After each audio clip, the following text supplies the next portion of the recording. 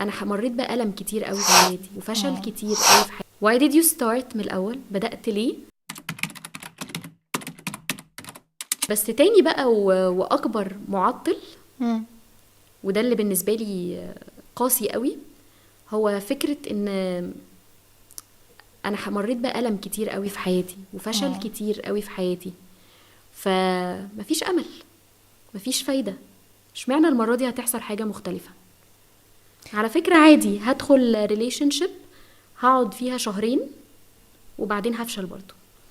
الحتة دي بقى عايزين نقف فيها، علشان اعتقد ان ده فعلا اكبر معطل لاي حد عايز يبدأ. وفعلا يمكن احنا كلنا في صوت داخلي جوانا بيقول لنا مفيش فايدة. at a point في صوت فعلا بتسمعه بيقولك مفيش فايدة. نقدر نتعامل ازاي مع حاجة زي كده؟ يعني اول ما تقابلك طريق مسدود، وطبعا بجد الحياة هتخليك تقابل طريق مسدود كتير مرات كتير في حياتك، هتواجه الموضوع ده. بقول بقى نقف، نراجع نفسنا ونراجع الجيرني كلها اللي احنا عدينا بيها، ونفكر نفسنا هو احنا بدأنا ليه. إعادة تقييم، بس إعادة تقييم لكل موقف وكل حاجة احنا عدينا بيها. عايزة أقولك إنه الإنسان ما بيوصلش فعلا في حياته إلا لو حاجة مؤمن بيها جدا وبيعافر وعارف أسبابها. هو أنا بدأتها ليه أصلا؟ صح.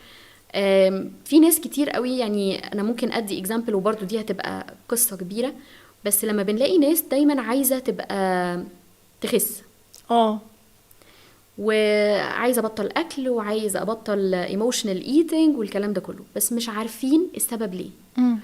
تعريف الواي هنا هو اللي ممكن فعلا يخليك أقوى وتكمل الجيرني.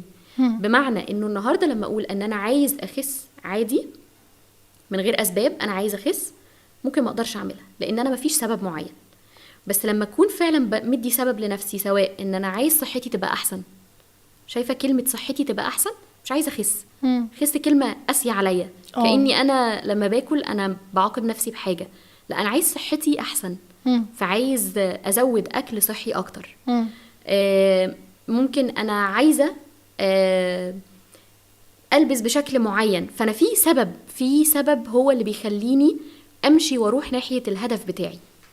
فطبعا لما تفكر نفسك كل شوية بالواي، why did you start من الأول؟ بدأت ليه؟ طبعا هتخليك قادر تكمل. احنا كتير بنتلخم من كتر ما احنا في دوامة، كتير بننسى احنا بدأنا ليه. وفعلا كل ما نفكر نفسنا احنا بدأنا ليه، ده بيكون لينا حافز علشان نقدر ان احنا نكمل.